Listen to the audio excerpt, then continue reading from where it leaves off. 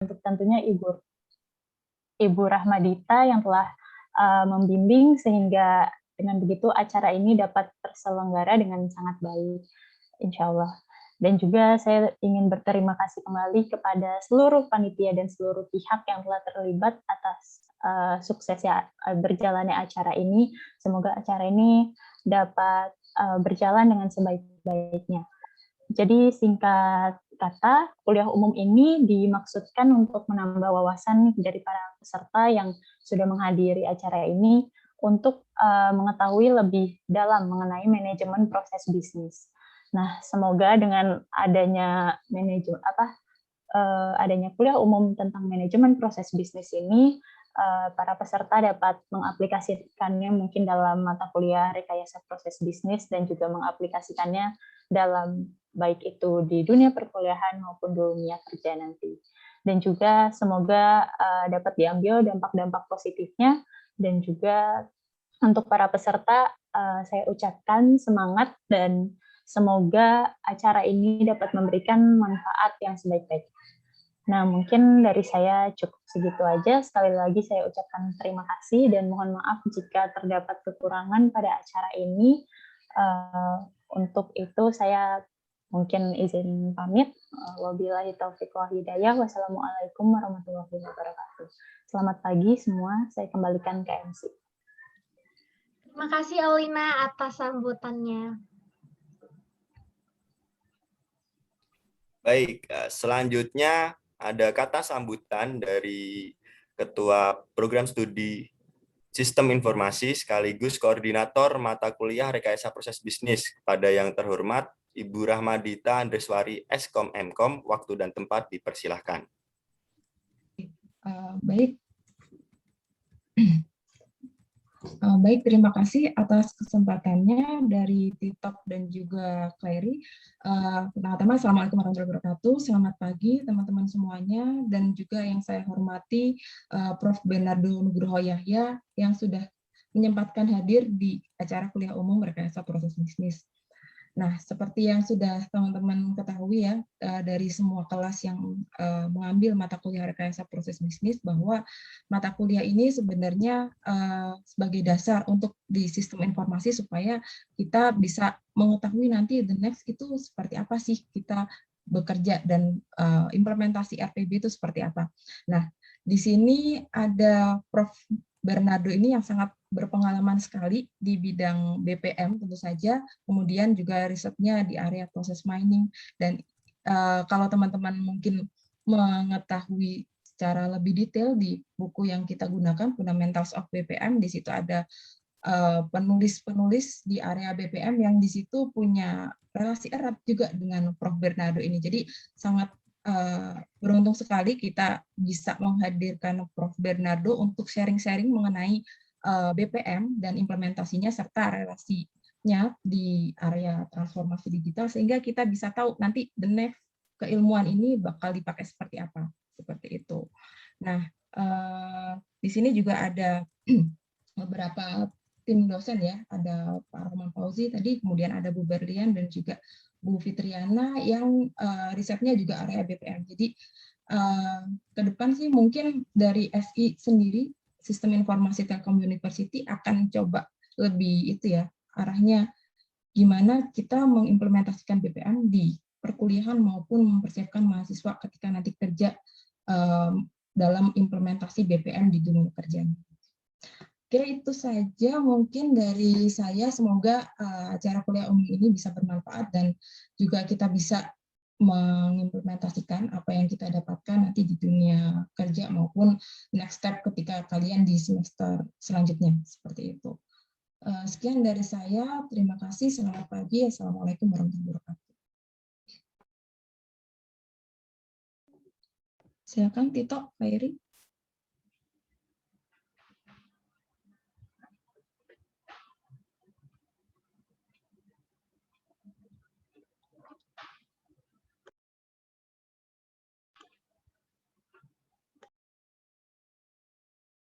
Baik, terima kasih Bu Dita atas sambutannya. Langsung saja nih untuk selanjutnya kita memasuki acara inti pada kegiatan pagi hari ini, yaitu kegiatan kuliah umum rekayasa proses bisnis dengan tema manajemen proses bisnis untuk transformasi digital, studi kasus di Korea Selatan, di mana materi kali ini akan dibawakan langsung oleh Bapak Bernardo Nugroho Yahya. Sebelumnya, izinkan dulu kami memperkenalkan lebih jauh tentang pemateri kita pada pagi hari ini, yaitu Bapak Bernardo Nugroho Yahya. Mungkin kita sapa dulu ya pemateri kita pada pagi hari ini, yaitu Bapak Bernardo. Halo Bapak, selamat pagi Bapak. Selamat pagi. Bagaimana kabarnya nih Pak? Baik. Bagaimana kabarnya juga? Baik juga Pak. Nah teman-teman nih, beliau ini merupakan full profesor di Industrial and Management Engineering, Hankook University of Foreign Studies, Global Campus, Yongin, South Korea nih teman-teman. Nah, adapun pengalaman pendidikan beliau. Nah, beliau mendapat gelar pada tahun 2001 sebagai Bachelor Program at Industrial Engineering Petra Christian University Surabaya, Indonesia. Kemudian pada tahun 2004 beliau memperoleh gelar sebagai Master Program at Information System Engineering Dungseo University Busan, Korea. Kemudian pada tahun 2012 nih teman-teman, beliau mendapat gelar sebagai PhD at Industrial Engineering Busan National University Busan, Korea. Selanjutnya saya akan bacakan work experience dari Bapak Bernardo, di antaranya sebagai pada tahun 2001 hingga tahun 2007 menjadi lecturer Petra Christian University Indonesia, tahun 2007 hingga tahun 2012 sebagai Research Assistant Pusat National University Busan, South Korea, tahun 2012 hingga pada tahun 2012 menjadi Postdoctoral Fellow Pusat National University Busan, South Korea. Lalu pada tahun 2012 hingga tahun 2014 Postdoctoral Fellow Busan, South Korea. Lalu masuk pada tahun 2014 hingga 2018 sebagai Assistant Professor Hankook University of Foreign Studies, Yongin, South Korea. Dan yang terakhir pada tahun 2018 hingga tahun 2020 menjadi Associate Professor Hankook University of Foreign Studies, Yongin, South Korea. Nah, berikut nih adalah beberapa awards and achievement yang sudah diraih dan diperoleh oleh Bapak Bernardo nih teman-teman. Berikut saya bacakan, diantaranya ada patent atau Process Analysis Method and System Using Distance Korea Intellectual Property. Kemudian ada juga program registration, program monitoring and engine for logistic process Korea Copyright Commission. Kemudian ada juga Best Paper Award nih teman-teman. Di antaranya yaitu Industry 3.5 International Symposium 2019 Ministry of Science and Technology Taiwan. Kemudian Information System and Architecture Technology pada tahun 2015, kemudian Asia Pacific Industrial Engineering and Management Society pada tahun 2011. Kemudian ada juga nih General Award Wushu in the World, Marquis Wushu LCC pada tahun 2011. Nah, tentunya masih banyak lagi pengalaman-pengalaman luar biasa dari beliau yang tidak bisa kami sebutkan semua pada kesempatan pagi hari ini. Itulah CV dari Bapak Bernardo Nugroho Yahya yang sangat luar biasa. Tentunya membuat kita semakin gak sabar nih untuk mendengarkan secara langsung materi yang akan disampaikan oleh beliau. Nah, buat teman-teman semuanya jangan lupa sembari menyimak materi bisa juga dipersiapkan pertanyaan-pertanyaan yang nantinya akan dijawab langsung oleh Bapak Bernardo di sesi selanjutnya. Nah, tentunya juga saat kalian nanti tanya, akan ada kenang-kenangan dari panitia nih kepada dua penanya yang paling menarik pertanyaannya, yang nantinya akan dipilih langsung juga oleh Bapak Bernardo. Jadi simak materi dan siapkan pertanyaan teman-teman sebaik-baiknya ya. Oke, tanpa menunggu lama lagi nih, langsung saja kita dengarkan bersama, kita simak bersama penyampaian materi dari Bapak Bernardo Nugroho Yahya. Kepada Bapak Bernardo, waktu dan tempat dipersilahkan. Ya, selamat pagi. Apakah bisa mendengar suara saya? Selamat pagi, bisa Bapak terdengar jelas. Ya, saya izin share screen. Um,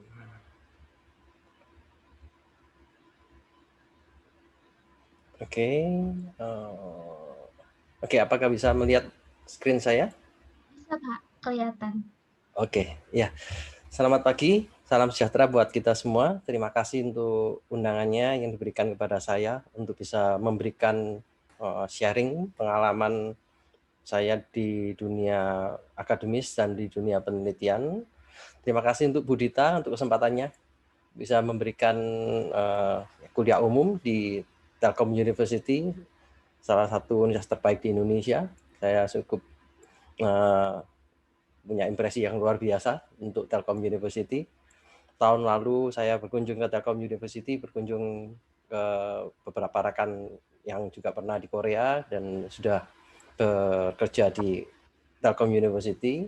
Jadi saya melihat bagaimana luar biasanya Telkom University, bagaimana pesatnya Telkom University, dan ya hari ini saya bersyukur bisa berada bersama Bapak, Ibu, dan saudara-saudari sekalian. Ya, hari ini saya akan menyampaikan materi tentang business process management untuk transformasi digital gitu ya. Mungkin dalam bahasa Inggrisnya saya ubah menjadi business process management drive digital transformation. Terima kasih untuk MC yang sudah memperkenalkan saya. Ini sebenarnya saya juga menyiapkan CV-nya secara singkat, tapi luar biasa tadi dibacakan sampai sedetail itu gitu ya. Ya, tapi saya masih banyak perlu belajar tentang penelitian, dan saya kira nanti kalau dari teman-teman, dari saudara-saudari sekalian punya pertanyaan, ya silakan. Ini juga akan membantu saya juga untuk punya satu hal-hal lebih lagi untuk meneliti di bidang yang mungkin baru. Kalau misalkan ada pertanyaan-pertanyaan yang unik nantinya gitu.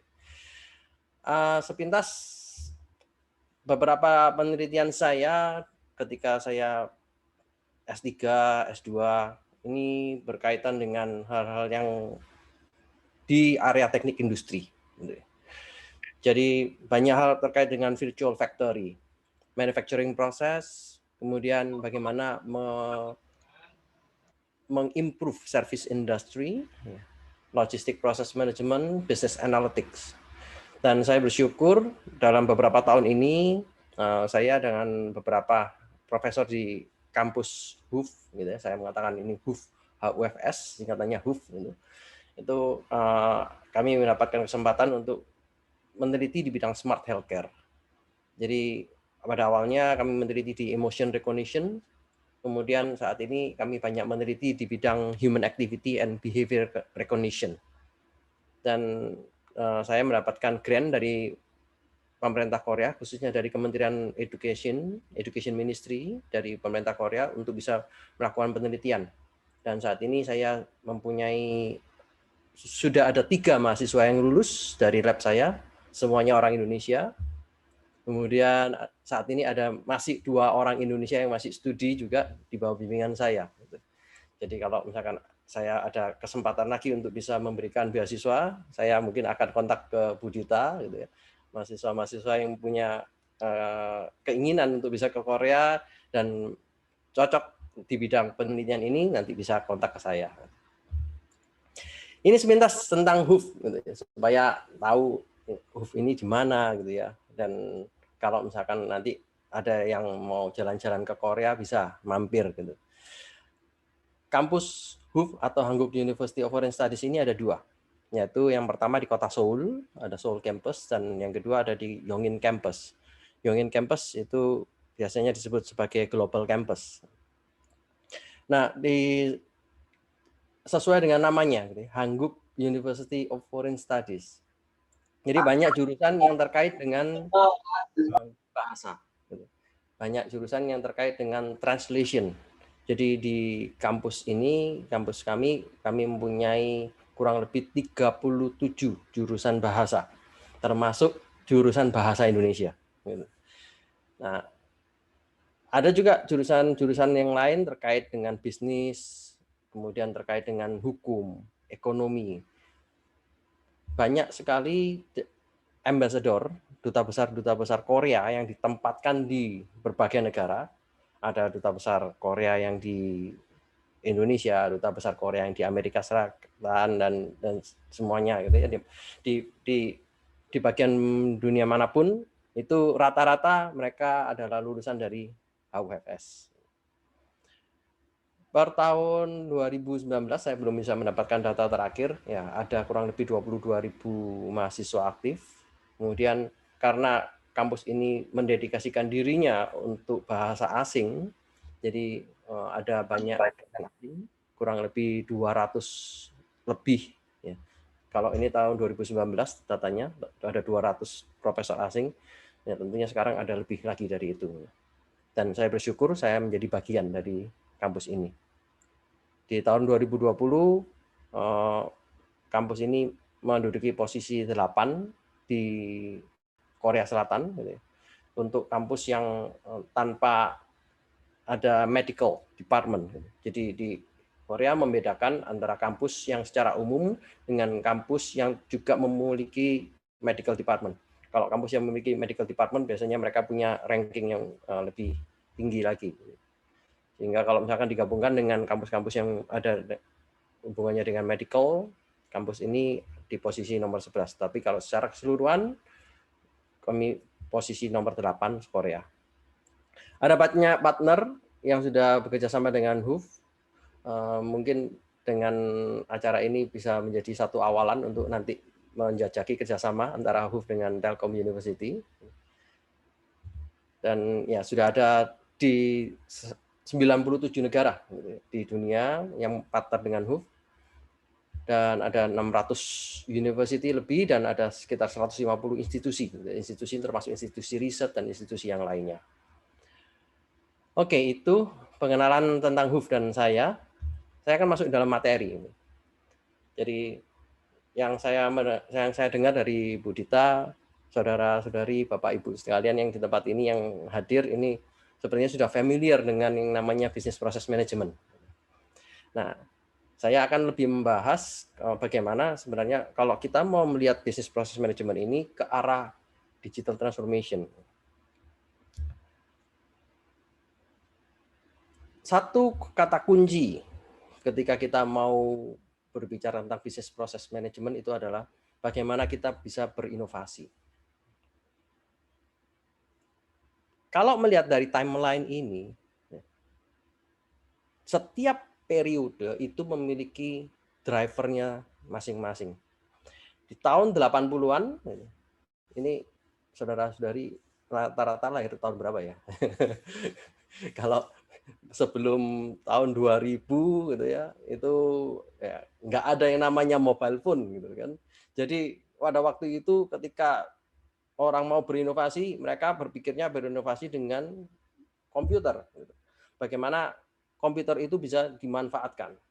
Kemudian era tahun 90-an itu baru muncul internet. Nah, kalau misalkan mungkin rata-rata yang hadir di sini adalah yang lahir di tahun 90 akhir atau tahun 2000-an gitu kan. Nah, berarti mungkin tidak tahu bagaimana dulu itu tidak ada komunikasi dengan smartphone. Tahun 2000-an baru mulai yang namanya mobile phone. Sehingga perkembangan inovasi ini mengikuti juga perkembangan teknologi. Dan pada akhirnya di tahun 2010 ke atas ya, sudah orang mulai berpikir bahwa oh ya teknologi sudah mulai mature dan apa yang bisa dikembangkan. Nah, di sini mulai berpikir ada hal-hal baru. Kita bicara tentang machine learning. Saat ini kita bicara tentang IoT, analytics, automation.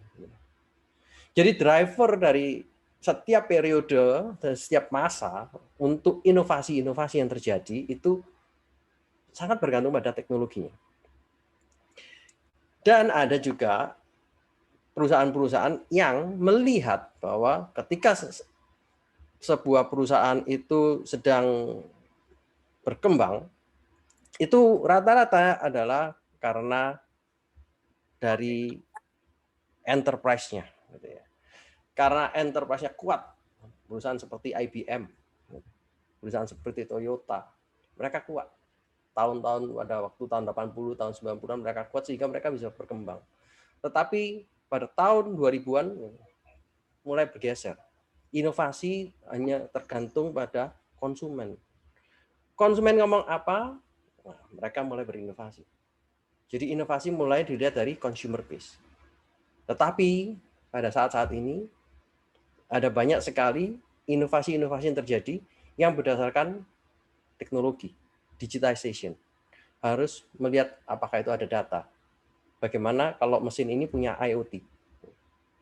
Kalau dulu orang itu banyak sekali berperan. Kita tahu di Indonesia adalah industri yang padat karya.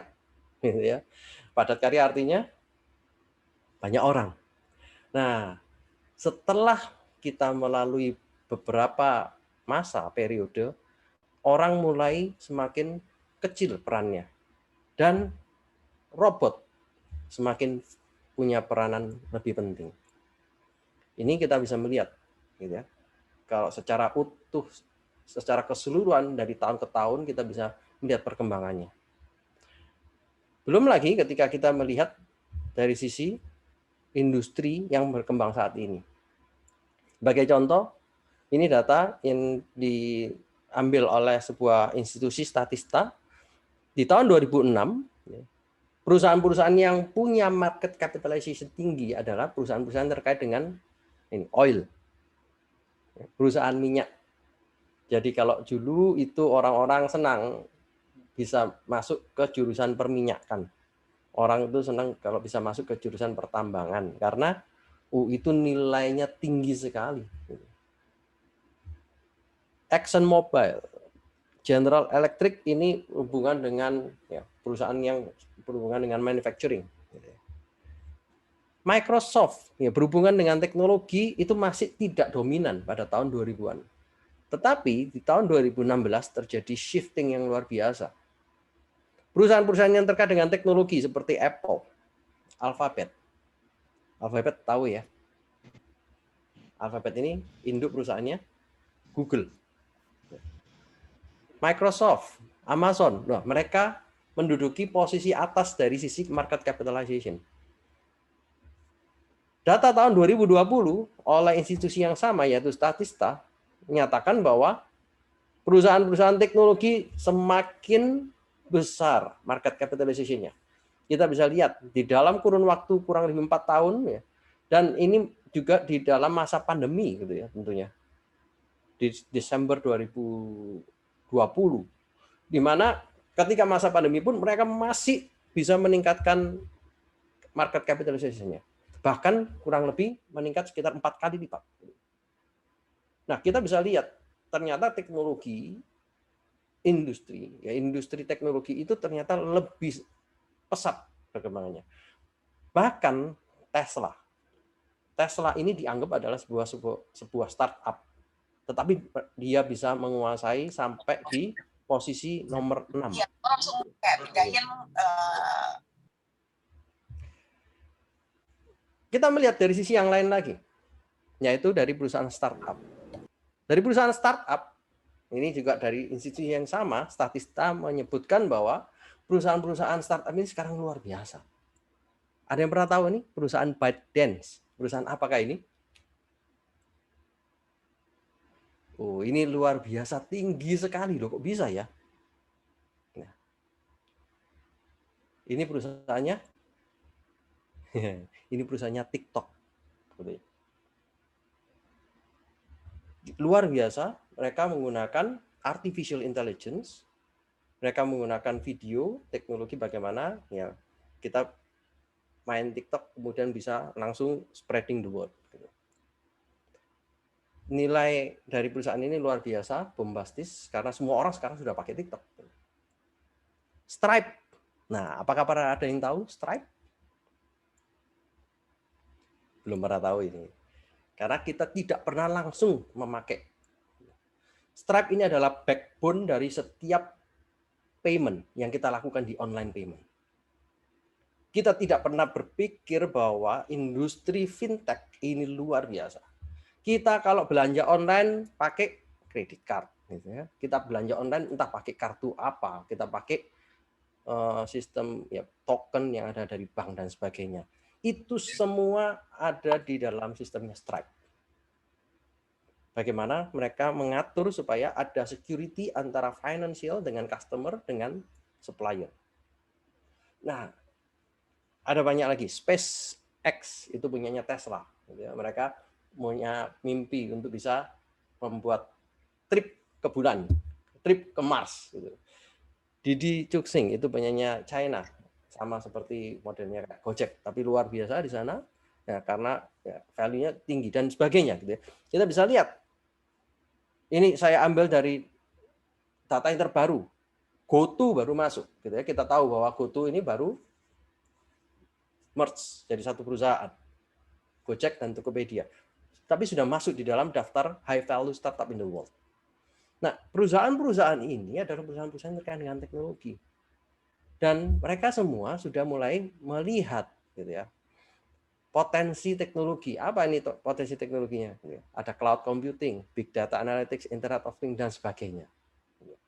Nah, hal-hal yang berkait dengan teknologi ini yang akan kita lihat. Bagaimana teknologi ini bisa mentransformasi manajemen proses. Di digital transformation, ini apa artinya? Yang mau saya sampaikan adalah ketika kita dulu itu pakai model lama, pakai kertas gitu ya, atau kita pakai terima order pakai telepon, atau mungkin kita pakai terima order pakai email gitu. Itu adalah teknologi yang sudah mulai pelan-pelan ditinggalkan. Dan bagaimana menggunakan teknologi digital yang terbaru dengan mobile teknologi, atau mungkin dengan media sosial. Gitu ya. Digital transformation kita bicara tentang embracing technology. Bagaimana mengutilize teknologi untuk perubahan. Tapi bukan itu aja. Kita perlu juga melihat bagaimana changes in leadership. Karena apa? Kalau kita bicara digital transformation, tidak ada perubahan dari leadership-nya, manajemen prosesnya juga tidak akan bisa berubah. Digitizing company resources. Mulai dari kita berangkat dari paper sampai ke paperless. Kemudian kita juga bicara tentang shift in thinking. Kita bicara bagaimana perubahan paradigma. Kalau misalkan kita ini dulunya prosesnya itu masih jadul, nah gimana caranya kita mau mengubah, kalau nanti pesan cukup pakai application. Embracing innovation.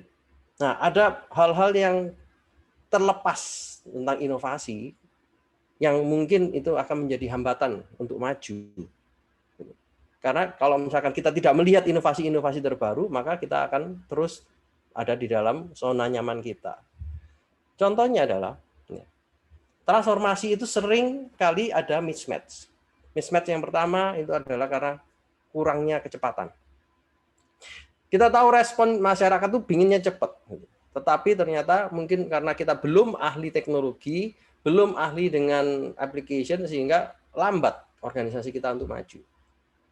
Ada namanya lack of innovation. Kita baru tahu bahwa oh iya ya ada teknologi ini. Nah, baru mulai belajar. Sedangkan perusahaan-perusahaan lain sudah lama menerapkan itu. Lack of talent. Ada banyak sekali perkembangan-perkembangan saat ini. Kalau perkembangan manajemen proses itu bukan cuma dari sisi yang namanya tools saja, tetapi sudah mulai menggunakan ya Arduino, IoT. Gitu. Kadang orang masih bingung itu apa itu Arduino, gitu. Apa itu IoT, dan lack of leadership, di mana orang-orang di dalam organisasi itu mungkin CEO-nya masih belum sadar. Mungkin manajernya masih merasa bahwa oh ini cukup kok. Ngapain kita harus ganti? Orangnya masih bisa kok menghandle semua pekerjaan. Nah, ini yang menjadi problem untuk memanage proses bisnis. Sehingga di dunia sekarang, kalau mungkin Anda semua belajar tentang proses bisnis, ya, business process management, ada namanya business process management life cycle. Business process management life cycle, kalau mungkin kita tahu berangkatnya dari desain, kemudian kita memodelkan, ya menggunakan BPMN, kemudian nanti kita mengeksekusi, kemudian setelah jalan kita monitor. Nah, kalau kita sudah monitor hasilnya seperti apa, kita nanti bikin analisanya, kita optimalkan, kemudian kita bikin yang desain yang baru lagi. Model BPM yang life cycle seperti ini bisa digabungkan dengan satu new operating model. Saya katakan di sini new operating model. Kalau teman-teman tahu ada namanya DevOps. Ini adalah sebuah new opportunity. Ketika kita punya satu bisnis proses, kemudian kita menggunakan satu tools, maka kita bisa men-DevOps, development and operation. Artinya apa? Ketika kita tahu, oh ini IT-nya seperti ini, oh kita tahu R&D-nya seperti ini, oh kita tahu produknya seperti ini, kita tahu marketingnya seperti ini, kita build, kita define, kemudian kita buat sesuatu. Setelah kita jadi, kita rilis. Kita kasih ke konsumen, kemudian ada feedback. Ada feedback dari sales, dari feedback dari AS Center. Kemudian, oh ya, nanti kita jalankan, kemudian kita monitor. Terus, mungkin nanti akan menjadinya circle seperti ini. Nah, konsep dari BPM, ketika itu digabungkan dengan DevOps, itu akan menjadi sebuah hal yang baru. Ada sebuah bisnis yang baru, di mana nanti bisnis dan IT itu menjadi satu. Bisnis tanpa IT bisa jadi lemah. Tetapi yang menarik adalah ada pandangan. Sebuah bisnis saat ini sudah tidak ada boundary-nya dengan IT. Kita punya business capability seperti apapun, tapi kalau tanpa IT, ya itu jadi lemah. Kita punya bisnis yang luar biasa, ya kalau kita tahu ceritanya Kodak, ya, itu adalah luar biasa. Produknya yaitu berupa kamera dan banyak dipakai di seluruh dunia. Tetapi mereka terlalu nyaman sehingga mereka lupa bahwa perusahaan-perusahaan baru sudah menggunakan sistem IT. Mereka lupa kalau konsumen ingin sesuatu yang baru, sehingga mereka akhirnya runtuh. Nokia, perusahaan bisnis operator komunikasi yang luar biasa, dan akhirnya mereka juga runtuh karena mereka tidak secepat perusahaan-perusahaan lain yang menggunakan IT. Sebagai contoh di kanan ini, pernah tahu ya namanya traktor ini? Ini traktor dari Jepang, Komatsu. Dulu mereka berpikir bahwa mereka cuma menjual traktornya sudah pasti laku karena ini digunakan untuk construction, digunakan untuk industri banyak. Tetapi lama-kelamaan mereka mulai berpikir, nggak mungkin kalau cuma jual traktor. Gimana caranya untuk bisa mengembangkan sesuatu? Oh, kalau gitu di traktornya dikasih sensor. Di setiap tuasnya dikasih sensor sehingga tahu berapa kali traktor ini menjalankan pekerjaannya. Jadi kalau sudah sampai 10.000, mungkin kita bisa memberikan rekomendasi kepada pemilik traktor. Jangan lupa, ini harus di maintenance. Supaya nanti jangan rusak. Kemudian di alat monitor di pengemudi ini juga dikasih monitor. Gitu. Bagaimana kalau misalkan nanti jalan, jangan sampai nabrak. Atau ada hal lain, sensor-sensor yang lain yang digunakan seperti GPS untuk memonitor traktornya ada di mana. Dan ini sudah digunakan oleh perusahaan-perusahaan pertambangan khususnya di Indonesia. Akhirnya apa? Bisnis dengan IT itu sudah menjadi blur. Ini perusahaan jual traktor atau perusahaan jual servis. Ya. Ternyata dia jual traktor dan dia jual juga IT-nya. Dia jual bagaimana IT-nya ini bisa digunakan untuk mengembangkan perusahaan yang membeli traktor ini. Oleh karena itu, sekarang kita perlu melihat ada satu konsep baru di dalam manajemen proses bisnis, yaitu teknologi operating model. Nah, di teknologi operating model ini, kita sudah bicara sesuatu yang baru, benar-benar baru. Gitu. Kita tahu, mungkin kita sudah lama pakai internet, gitu. Kita sudah lama pakai mobile phone, kita sudah pakai sosial media sudah lama. Gitu. Tetapi kita harus masuk di dalam sebuah era yang menggunakan hal baru seperti 3D printing, cloud computing. ini sudah banyak orang menggunakan automatic vehicles. Kita juga sudah tahu banyak tentang big data analytics. Nah, ini ranah-ranah yang akan menguasai di masa depan. Dan ini yang akan menjadi platform baru di business process management. Bahkan mungkin 10 tahun lagi, atau mungkin dalam waktu dekat, beberapa perusahaan sudah mendeklarasikan bahwa mereka menggunakan quantum computing. Beberapa perusahaan sudah mendeklarasikan bahwa mereka bisa menambahkan otak di sebuah mesin. Gitu ya. Jadi tanpa ada orang, itu sudah nanti mesin itu punya otak, bisa berjalan seperti layaknya seorang. Nah, dengan hal-hal seperti ini, kita tentunya harus melihat bagaimana manajemen bisnis proses. Di Korea sendiri, mereka per tahun 2020 punya satu visi ke depan, yaitu namanya Korean Digital New Deal. Ada dua konsep yang besar di Korea Economic Policy, Digital New Deal dan Green New Deal. Di mana Korea dulu mereka menyatakan bahwa mereka ini fast follower, tetapi sekarang mereka tidak mau jadi fast follower, mereka mau menjadi first mover ekonomi. Mereka dulu carbon dependent, dulu masih suka dengan hal yang berhubungan dengan minyak, beli mobil, import, dipakai. Tetapi sekarang mereka mengarah ke low carbon economy.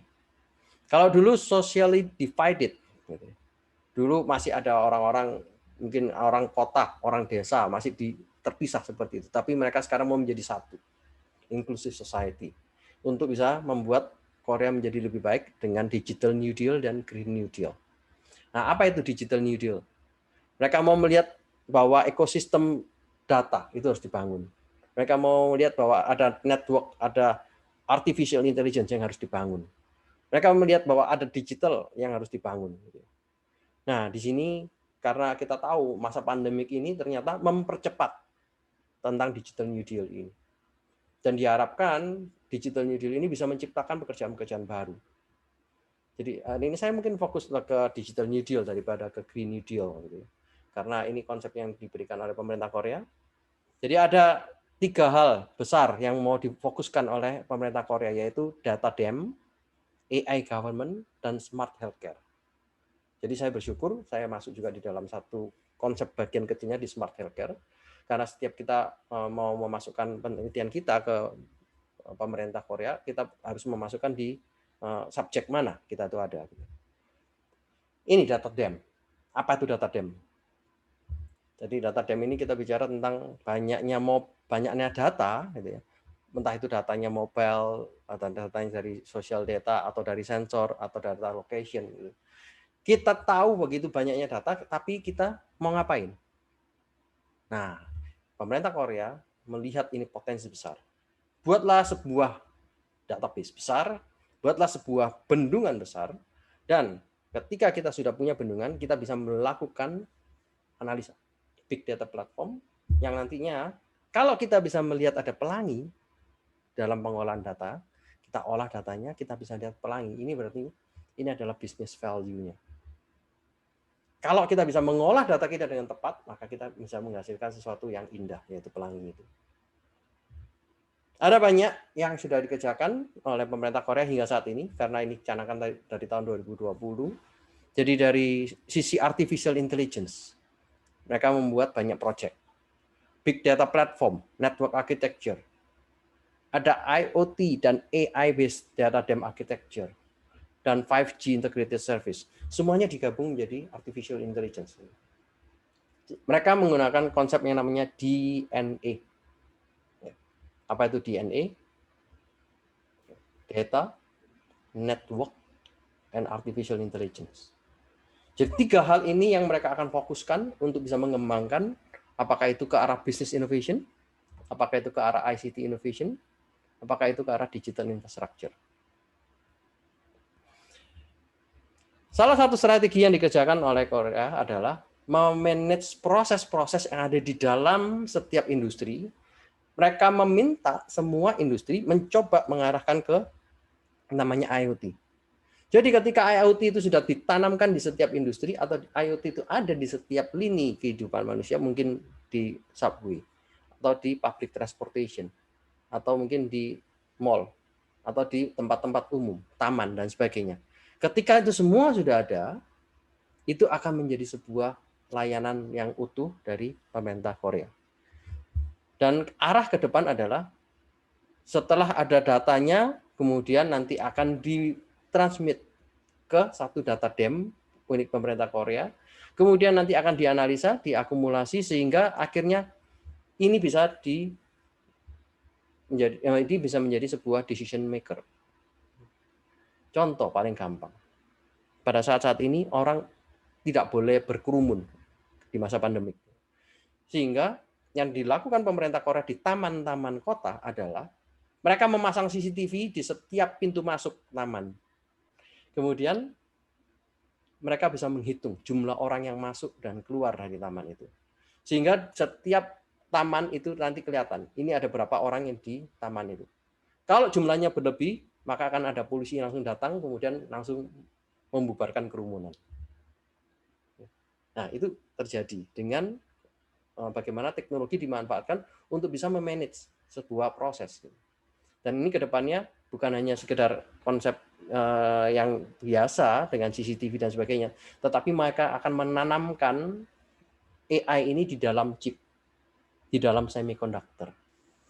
Nah, kalau sudah masuk di dalam semikonduktor, AI-nya akan lebih dahsyat lagi.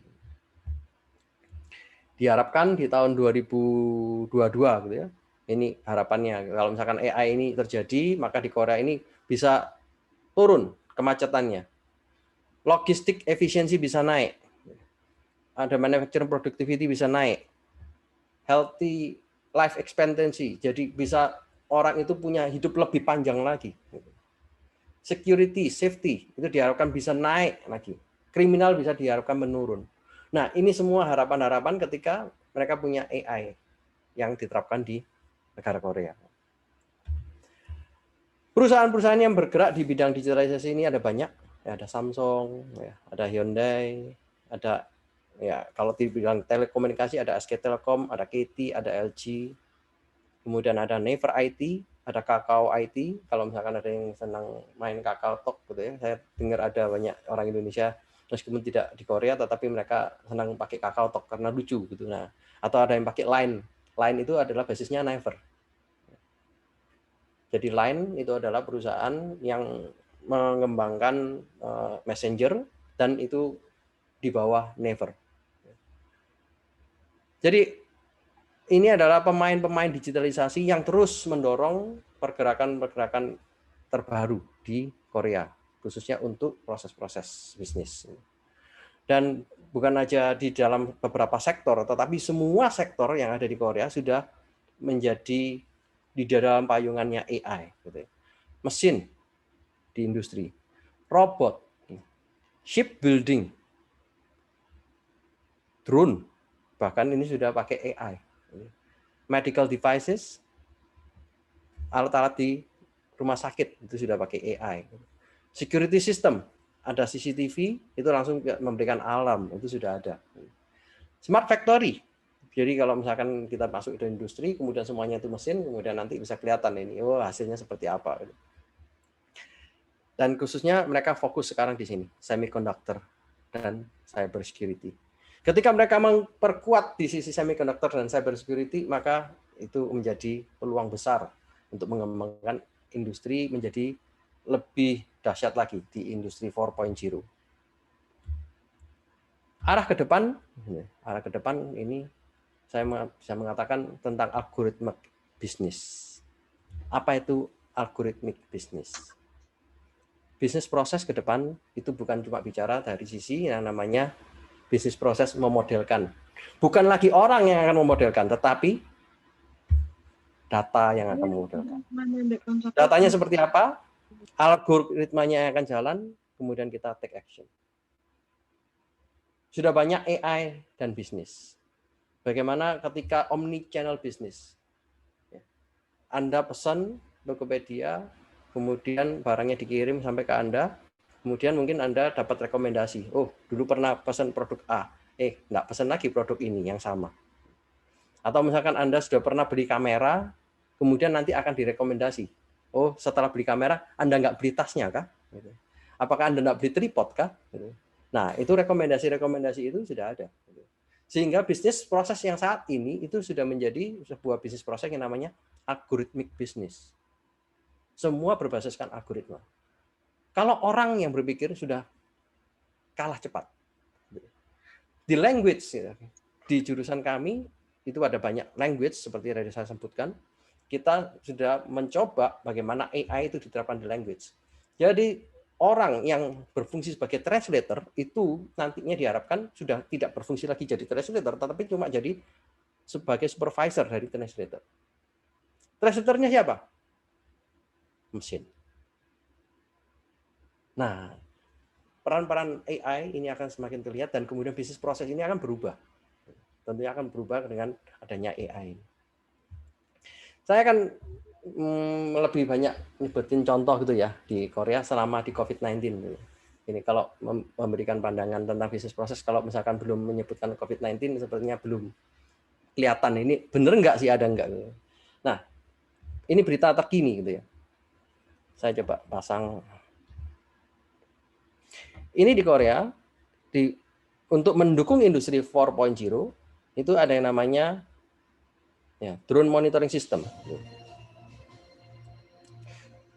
Ini di sebuah berita.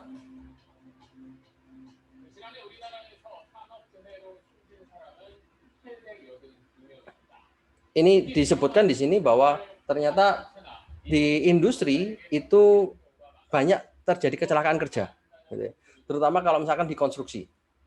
Nah, bagaimana caranya mereka memanfaatkan teknologi untuk bisa mengurangi kecelakaan kerja? Jadi pakai drone, khususnya adalah gedung-gedung skyscraper. Atau misalkan untuk mesin-mesin yang berbahaya, mereka menggunakan robot. Nah, ini contohnya adalah mereka menggunakan drone untuk mengamati konstruksi dari jembatan. Jadi kalau misalkan ada tempat-tempat yang susah, jadi misalkan ini, ya tempat di lantai atas gitu ya. Nah, ini mereka akan menggunakan drone, kemudian memantau, kemudian dianalisa. Nah, kalau dulu orang yang datang gitu kan, orang lihat ini mana ada yang rusak atau tidak gitu. Nah, ini sekarang dikembangkan bagaimana drone-nya yang akan bergerak, orangnya nggak perlu bergerak lagi. Jadi ini contoh juga di perumahan gitu ya. Kalau misalkan di rumah kita mau melihat ini ada gas bocor. Nah, gimana caranya tahu? Nah, drone-nya akan bergerak kemudian melihat, memantau kira-kira gas bocornya di mana. Kemudian kalau misalkan ini rumahnya itu besar sekali, luas. Nah, kemudian drone-nya akan dari atas bisa melihat posisi-posisi mana yang harus diamati oleh drone ini. Ya, ini contoh, ada banyak kecelakaan terjadi ketika orang yang bekerja. Nah, mereka mau mengurangi risiko orang kecelakaan dengan cara menggunakan drone ini. Jadi sudah banyak yang dikembangkan drone, kemudian ini akan membuat proses bisnisnya menjadi lebih ringkas gitu ya. Karena orangnya nggak perlu datang ke lokasi, mungkin kalau orang yang datang akan lebih lama. Tapi kalau drone yang datang akan lebih cepat. Selain itu, di dunia logistik. Di dunia logistik juga sama. Kalau misalkan orang bekerja, kadang orang ini ya sering ngomong, atau mungkin barangnya berat. Sehingga ketika membawa barang ini kalau sudah sampai 100 barang, capek. Nah, gimana caranya kalau misalkan itu diganti robot? Jadi untuk barang-barang berat, robot yang bekerja. Kalau barang-barang yang ringan, biarkan manusia tetap bekerja. Nah, bagaimana membuat robot yang tahu, oh ya ini kalau ada halangan, berhenti. Jangan langsung ditabrak. Masak, gitu ya, juga sudah pakai robot. Jadi kita tahu bahwa begitu ada order datang, nah bagaimana kalau misalkan langsung robotnya ambil ayamnya kemudian masak. Ini sebutkan bahwa di musim pandemi ini ya banyak permintaan semakin sedikit sehingga mereka harus mengeluarkan kokinya. Nah, terus gimana dengan bisnis yang kecil yang harus hidup? Ya mereka harus berpikir oh ya pakai robot. Mungkin ini akan lebih efisien gitu. Kemudian juga mensterilisasikan tempat umum. Nah, mereka menggunakan robot melihat dengan sinar ultraviolet apakah ada virus kemudian disemprotkan cara-cara untuk sterilisasi gitu. Nah, ke depan ya, robot ini akan semakin berkembang dan ini akan menguasai di industri 4.0.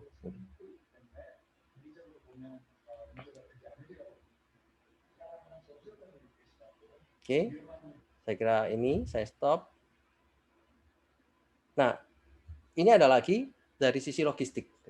Dari sisi logistik, kalau misalkan kita mau lihat dari sisi bisnis prosesnya, ini adalah sebuah tempat baru. Ini baru saja dibuat di tahun 2021. Ini mereka mengatakan bahwa sebagai e-fulfillment service. Semua barang-barang ini adalah hasil order, kemudian begitu order ada, kemudian mereka langsung mengklik di daerah lokasi warehouse untuk bisa dikirimkan langsung ke sistem. Jadi ini akan mempercepat bisnis prosesnya, gitu ya. Bisnis prosesnya langsung dipotong 3 ini karena masuk di dalam satu sistem mereka, yaitu namanya logistik e-fulfillment. Bisnis proses menjadi lebih ringkas karena mereka punya pusat logistik yang besar seperti ini. Pusat logistik ini kurang lebih 40 kali dari lapangan sepak bola, gitu ya. Bisa dibayangkan 40 kalinya lapangan sepak bola untuk menempatkan barang-barang logistik yang siap antar. Jadi kalau misalkan saya beli barang pagi, di beberapa tempat sore bisa sampai.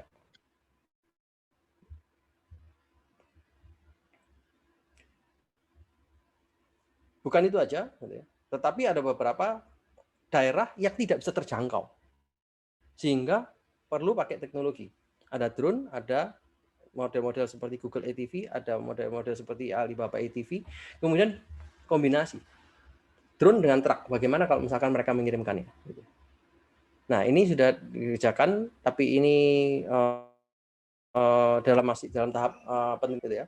Jadi ada pulau, gitu ya. Dan orang-orang di pulau itu tentunya pasti juga ingin beli barang, gitu ya. Tetapi gimana caranya ngirim ke pulau itu kalau misalkan sekarang tidak banyak orang yang bisa ke sana? Nah, drone akan mengirimkan. Tetapi ada daerah yang tidak bisa langsung dicapai oleh drone, sehingga drone-nya akan meletakkan barang itu di sebuah automated vehicles. Kemudian automated vehicles ini akan bergerak menuju ke lokasi. Nah, kalau misalkan kita bisa memahami, oh ya, ada teknologi ini, ada teknologi ini, maka kita bisa membuat bisnis prosesnya harusnya seperti apa.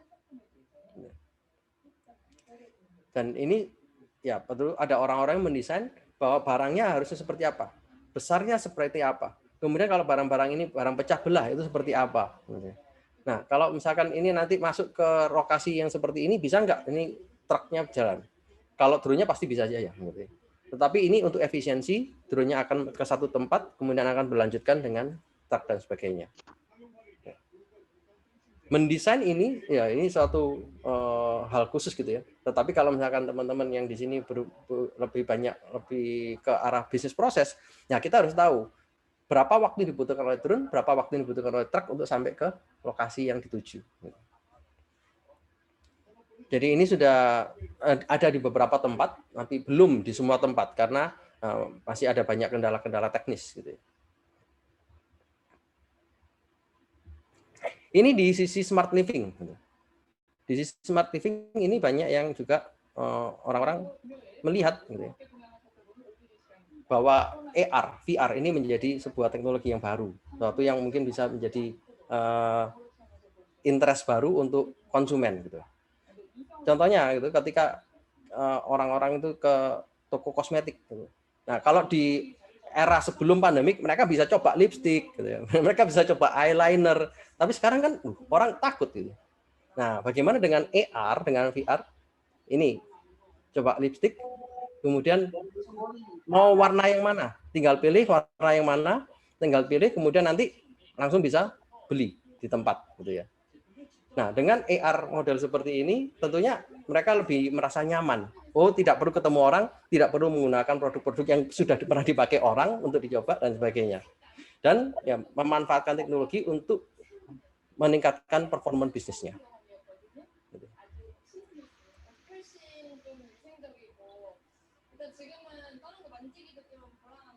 Ya, jadi ini katanya saya nggak nyaman kalau pegang produknya. Saya lebih nyaman pegang yang monitor ini karena mungkin monitornya ini lebih sering dibersihkan daripada produk yang dijual gitu ya.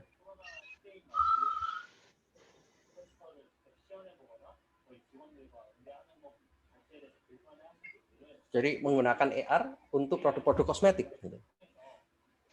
Dan sekarang juga sudah mulai bagaimana menggunakan AR untuk produk-produk yang sifatnya fisik, gitu ya. Jadi contohnya mau beli topi.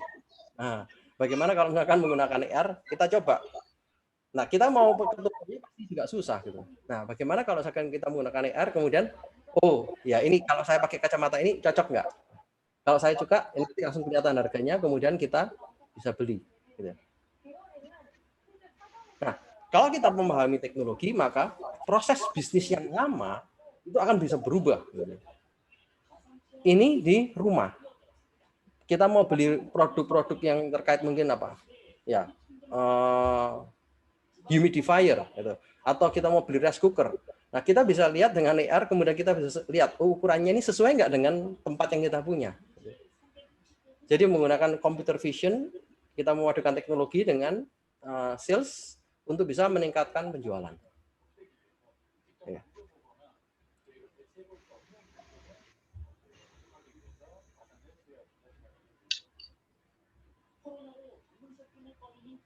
Jadi ya ini saya stop di sini gitu ya.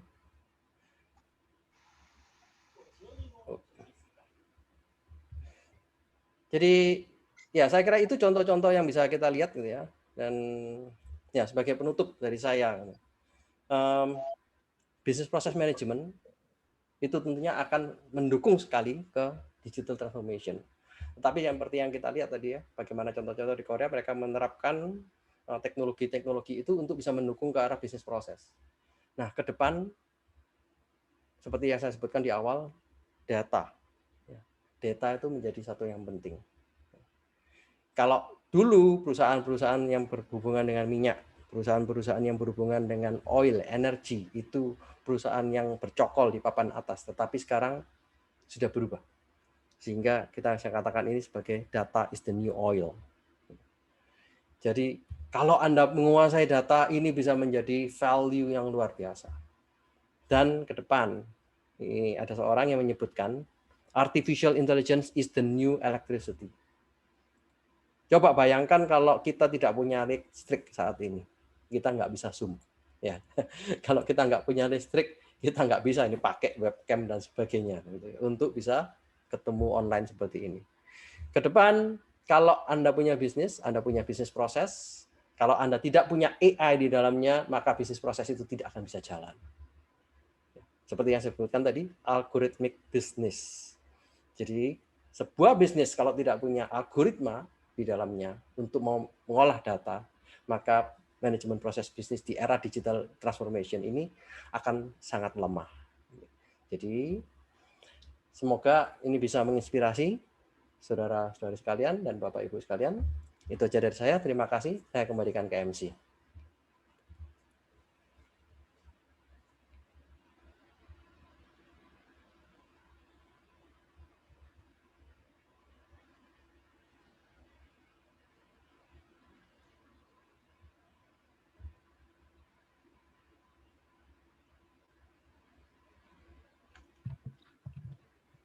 Oke, terima kasih kepada Bapak Bernardo Nugroho Yahya atas materinya.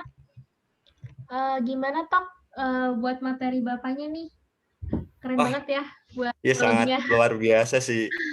Membuka banyak insight nih, Clay. Tadi kan menjelaskan juga kan, contohnya tadi di masa pandemi itu di Korea ada CCTV kan di setiap sudut taman buat memantau jumlah pengunjung. Terus terpantau pengunjungnya terlalu banyak, maka nanti petugas keamanan langsung membubarkan biar tidak terjadi kerumunan kayak gitu ya tadi Clay ya. Wah, luar biasa terus sekali pas sih. Banget buat perempuan-perempuan kan pasti kayak pengen beli makeup terus di pandemi sekarang kan agak susah nih mau coba-coba dan ternyata ada teknologi itu. Wah, membantu banget juga ternyata. Nah, mungkin langsung saja, mungkin teman-teman udah banyak kepo nih, mau tanya lebih lanjut lagi pada Pak Bernardo.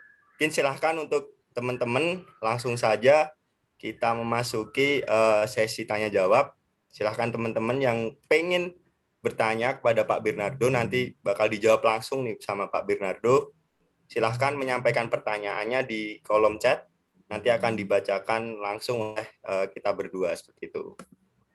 Oke, nah ini udah ada pertanyaan nih dari Neta Aulia. Saya bacakan pertanyaannya ya. Selamat pagi Pak Bernardo, saya Neta Aulia dari kelas SI 4304, izin bertanya.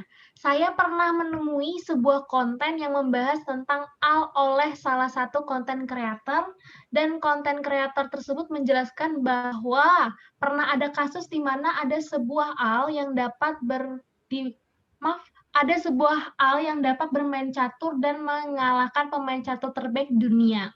AL tersebut sangat pintar, dapat mempelajari gerakan manusia dengan cara melakukan permainan itu sendiri.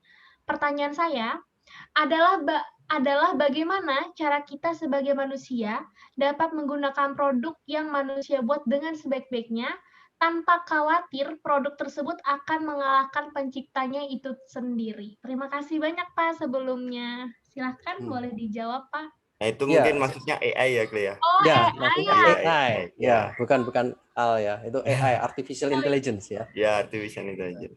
Ya, Silakan itu Bapak. sudah. Oke, terima kasih pertanyaannya, Saudari Neta Aulia. Jadi AI memang itu sudah banyak sekali itu ya di banyak domain, bukan hanya sebagai di logistik atau di manufacturer dan sebagainya, tetapi ya seperti tadi disebutkan catur. Bahkan di tahun 2016 ya ada perlombaan Google DeepMind ya, AlphaGo.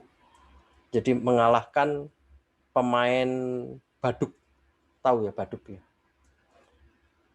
Ada itu seperti kalau baduk itu satu permainan tradisional di Korea yang kalau misalkan kita itu bisa menempatkan poin-poin kita 4 atau 5 secara horizontal atau vertikal atau diagonal, nah kita menang.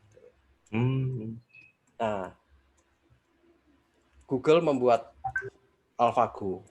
Sama seperti konsepnya AI catur itu, nah AlphaGo-nya menang. Mengalahkan top of the world-nya si pemain baduk ini. Semua orang kaget, kok bisa gitu ya? Apa yang terjadi? Satu sisi kita harus mengakui teknologi akan semakin lebih cepat gitu ya. Teknologi ini akan terus berkembang kalau misalkan kita bicara tentang Moore's Law. Karena ada yang tahu namanya Moore's Law. Ya, Moore's Law itu teknologi itu berkembangnya eksponensial. Jadi sangat cepat sekali. Sedangkan kemampuan kita untuk mengadopsi teknologi itu tidak eksponensial. Kita masih linear. Sehingga apa? Ya tentunya pasti ada kompensasi. Kompensasinya kalau misalkan ke depan ya pasti ada kekhawatiran gini ya. Kita yang nggak bisa mengadopsi teknologi pasti kalah. Gitu ya. Nah terus bagaimana nih caranya supaya kita nggak khawatir? Ya sudah saatnya kita melihat kita ini kalau kita percaya kita ini adalah ciptaan Tuhan, maka kita harusnya berada di atas teknologi. Kita tidak boleh kalah dengan teknologi. Kita tidak boleh kalah dengan robot. Yang buat robot itu juga manusia, gitu kan? Nah, harusnya kita manusia juga tahu apa yang ada di dalamnya robot. Sehingga supaya kita bisa mengendalikan robotnya, jangan sampai kita yang dikendalikan robot. Jadi saat ini saya kira di Indonesia juga pemerintah Indonesia, saya kapan hari ikut satu webinar yang diselenggarakan oleh pemerintah Indonesia tentang literasi digital. Bagaimana memotivasi orang-orang di Indonesia untuk terus membuka matanya tentang dunia digital. Nah, ikuti. Kemudian kita belajar dunia digital sekarang perkembangannya seperti apa. Sehingga kalau kita sudah nanti lihat, oh ini ada digital seperti ini, kemudian kita tahu bahwa ini ada yang baik, ada yang tidak. Tidak semua produknya yang ada digitalnya ini baik. Contoh, pernah ada sebuah robot, nanti coba bisa di-search gitu ya, namanya engineering AI ethics atau engineering ethics. Ada sebuah robot yang diciptakan oleh seorang manusia, dia coding, ternyata suatu hari robotnya ini pukul orang. Loh, kok bisa pukul orang gitu? Diusut sampai ke pengadilan, didatangkan profesor-profesor yang ahli coding untuk melihat codingannya seperti apa. Ternyata yang membuat coding ini salah. Jadi bukan salah robotnya, tetapi salah orang yang memprogram robotnya. Artinya apa? Kalau kita mau, itu seharusnya kita yang tetap ada di atasnya robot. Kita yang bikin robot, kita yang salah, kok robotnya yang disalahkan gitu kan? Yang seharusnya yang disalahkan yang membuat robotnya. Nah ini, gitu ya. Jadi saya kira jangan khawatir ya kalau misalkan ada produk-produk seperti itu. Tentunya kita yang harus mengembangkan diri. Ya, jangan sampai kita kalah sama robotnya. Semoga menjawab, gitu ya. Baik, terima kasih Bapak atas jawabannya. Bagaimana Neta? Apakah sudah terjawab? Sudah cukup jelas ya jawabannya tadi, sangat luar biasa. Oke, langsung saja nih Pak ke pertanyaan selanjutnya nih Pak dari Putri. Selamat pagi Pak, perkenalkan saya Putri Raudatul Jana dari kelas SI 4307. Izin bertanya, Pak, sebenarnya kan dengan adanya drone monitoring system, kemudian CCTV di sudut taman itu memang akan memangkas waktu atau time pada proses bisnisnya gitu. Namun dari sisi biaya pastinya akan membengkak. Apakah ada cara atau teknik agar time dan cost-nya dapat seimbang? Terima kasih sebelumnya Pak. Silahkan Bapak bisa dijawab langsung. Oke, terima kasih. Pertanyaannya luar biasa ini dari Putri, ya, Putri Raudatul Jana. Dua aspek itu benar, time sama cost. Tetapi kita lupa ada dua aspek lagi tambahan yang kita harus perhatikan, yaitu kualitas dan flexibility. Oke, mungkin biayanya mahal, time-nya cepat. Mungkin kita berpikir, saya nggak punya dana sekitar sebesar itu. Tetapi kalau kualitasnya bagus, mau nggak? Ya. Kalau kita tahu, ternyata dengan pengeluaran biaya kita 1M, hasilnya 100% tidak ada cacat. Tetapi kalau saya bayar uang 100 juta, masih ada cacat sekitar 5%. Nah, kita kan harus mulai mikir ini kan, hitung-hitungannya. Kita mau pakai mesinnya berapa lama? Kalau kita mau pakai mesinnya puluhan tahun, kalau 5% cacat tiap hari, berapa kos yang akan dihasilkan dari cacat itu? Tentunya kita nggak mau dong cacat terus kemudian rework, cacat rework, cacat rework, cacat rework. Nah itu kita kalau di dalam proses bisnis ada namanya ya looping, ya rework. Nah rework ini proses yang melelahkan. Ya. Nah kalau kita mau melihat dari sisi flexibility, ternyata kalau misalkan kita pakai drone, ya, drone kemudian ada CCTV yang dipasang, kemudian kita bisa menghitung dengan algoritma-algoritma yang sudah dipakai, object detection. Itu di computer vision ada. Begitu mendeteksi orang, oke, ini jumlahnya 1. Ada orang lagi jumlahnya 2. Ada orang lagi 3. Kita nggak perlu hire orang kan? Nggak perlu 24 jam ada satpam yang menunggu. Untung kalau satpamnya tuh ngeliat terus. Kalau satpamnya sama ngeliat TikTok, kalau satpamnya sama ngeliat YouTube, nggak kelihatan gitu ya. Nah, ada hal-hal flexibility yang dikesampingkan.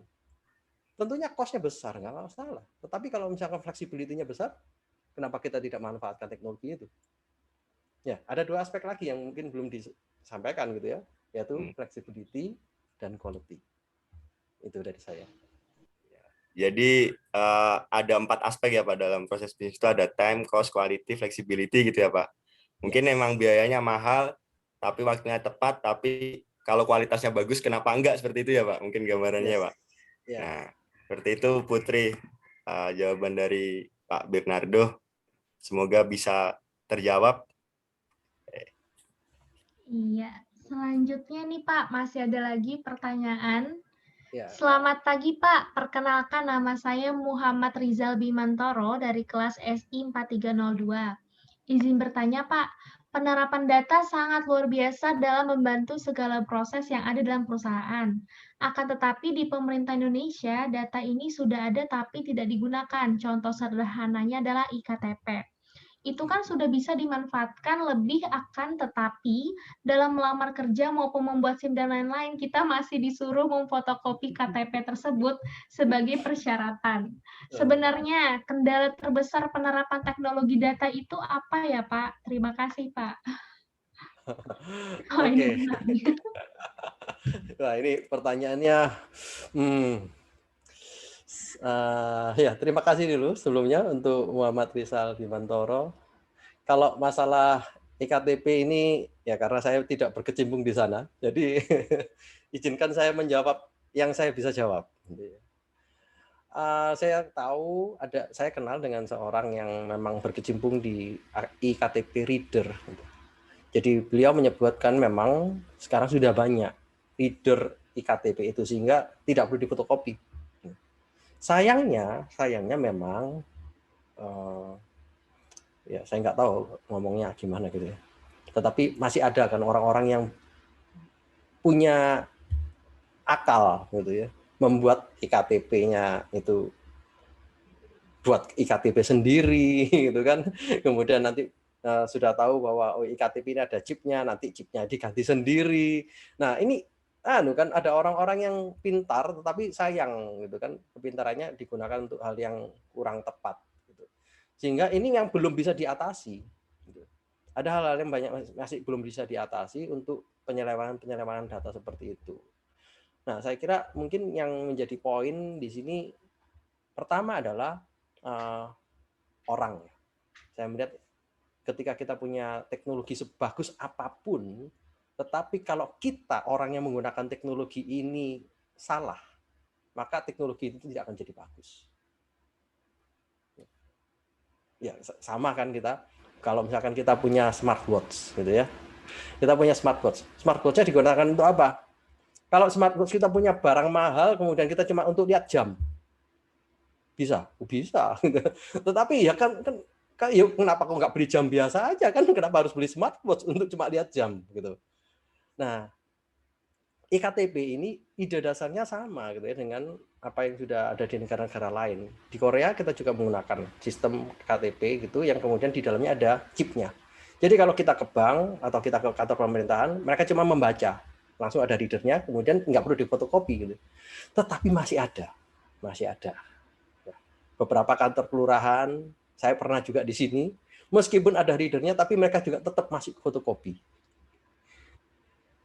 Nah, ini memang satu kendala mungkin bisa jadi karena di pemerintahan ini mereka masih mau mendokumentasi hal-hal yang masih sifatnya fisik.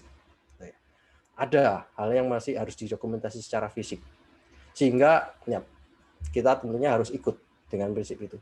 Tetapi kalau semuanya sudah online gitu ya, sudah kalau misalkan di-scan, kemudian masuk di dalam database kita, langsung masuk, tersimpan, ya nggak apa-apa. Gitu. Tetapi kalau masih sudah di-scan, kemudian masuk dalam folder. Nah, contoh gitu kan, yang bikin folder siapa? Manusia kan. Begitu besok, kemarin itu ada yang datang, itu sudah masuk di reader, sudah di-scan. Masuk di folder mana ya?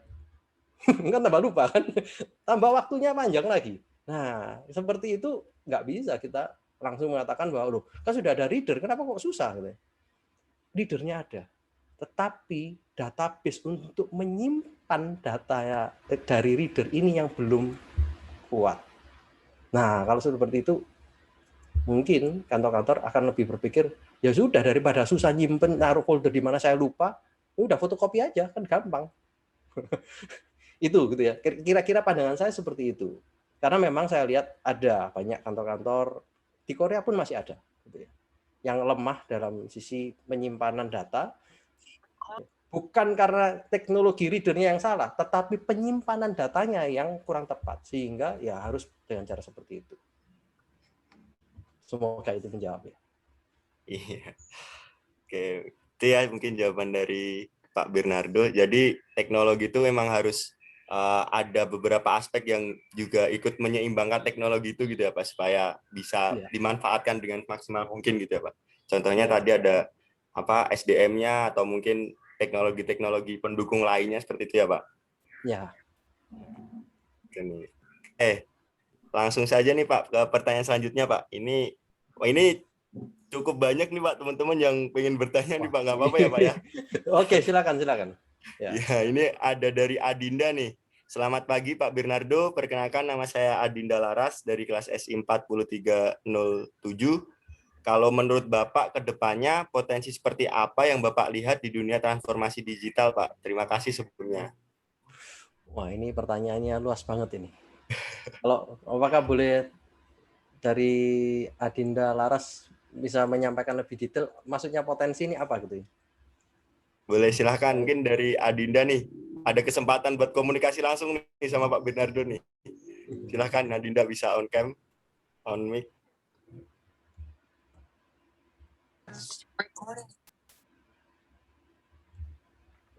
Ya, halo.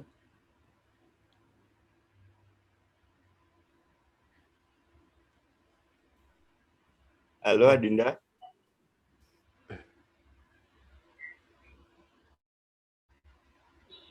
Mungkin ada kendala jaringan sepertinya Pak. Ya, oke.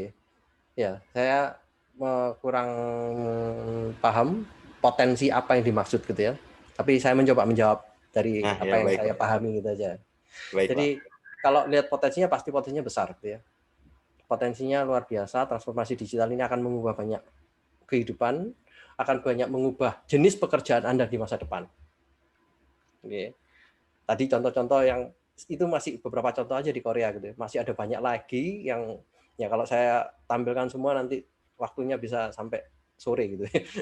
Nah, yang mau saya sampaikan adalah transformasi digital ini benar-benar mengubah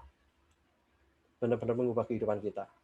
Kalau Korea itu sudah mulai berpikir tentang transformasi digital ini sudah sejak tahun 2015, 2016, mereka sudah menerapkan itu. Tetapi di masa pandemi ini lebih cepat. Karena orang nggak boleh ketemu, orang harus semakin jaga jarak, gitu kan.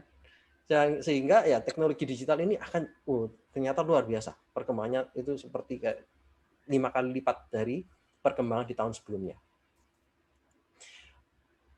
Tentunya kalau dilihat ke depan pasti akan lebih besar lagi. Di Korea sendiri perusahaan-perusahaan baru, perusahaan-perusahaan startup itu semua berhubungan dengan teknologi digital. Tidak ada perusahaan yang baru cuma jualan makanan, snack, nggak ada. Meskipun mereka mau jual makanan, tapi jual makanannya sesuatu yang unik. Misalkan jual makanan, kemudian nanti ada teknologi AR-nya untuk bisa mendeteksi ini kandungan snack-nya ini berapa. Nah, jadi sudah ada value added-nya, plus-plusnya, bukan cuma sekedar makanannya, tetapi ada service di dalamnya. Kalau kamu makan ini, nanti kamu makannya jangan banyak-banyak, karena ini gulanya banyak. Kalau misalkan kamu makan ini terlalu banyak, kamu gulanya banyak, nanti takutnya bisa diabetes. Tetapi kalau misalkan kamu makan ini dengan dibarengi nasi atau dibarengi dengan makanan yang lain, itu mungkin bisa menjadi makanan yang proporsional untuk gizi di tubuhmu. Nah, rekomendasi-rekomendasi itu yang dibangun, bukan cuma jual snacknya aja sekarang. Sehingga kita bisa lihat, kalau Anda punya bisnis apapun, koneksikan dengan teknologi digital. Oke, terima kasih Bapak atas jawabannya. Oke, langsung saja nih Pak ke pertanyaan selanjutnya nih Pak. Ada 2 lagi nih kurang lebih. Oh iya, ada 2 lagi. Dari Evenetus Pak. Oke.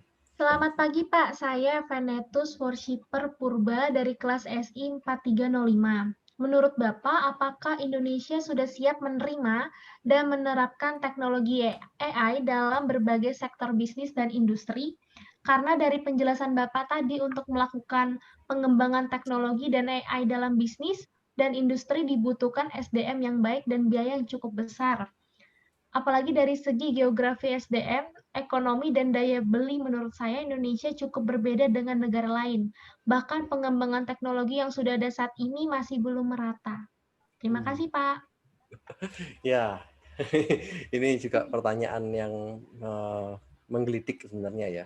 Karena Indonesia ini sangat bervariasi dari Sabang sampai Merauke.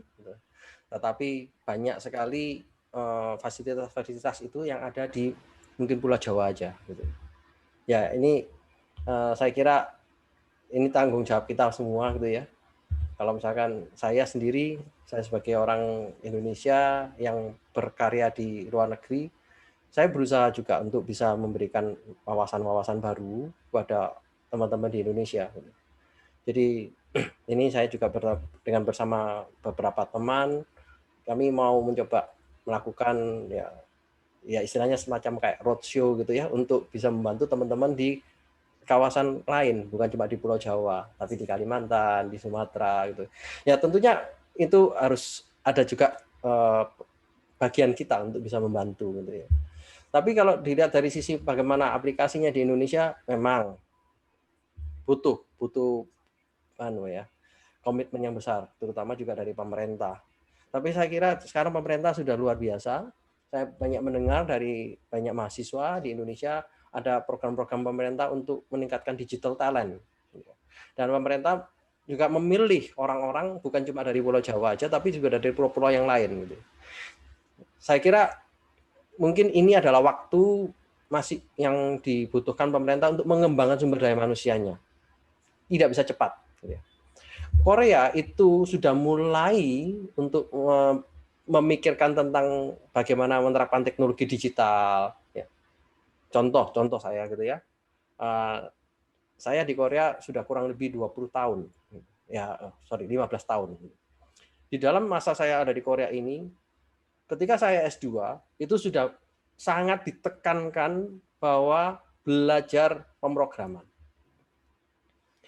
Jadi poin penting di situ yang saya dapatkan ketika saya S2 adalah belajar pemrograman yang luar biasa supaya apa? Nanti bisa membuat sistem yang benar. Itu di tahun 2000 awal. Sampai saat ini berarti apa?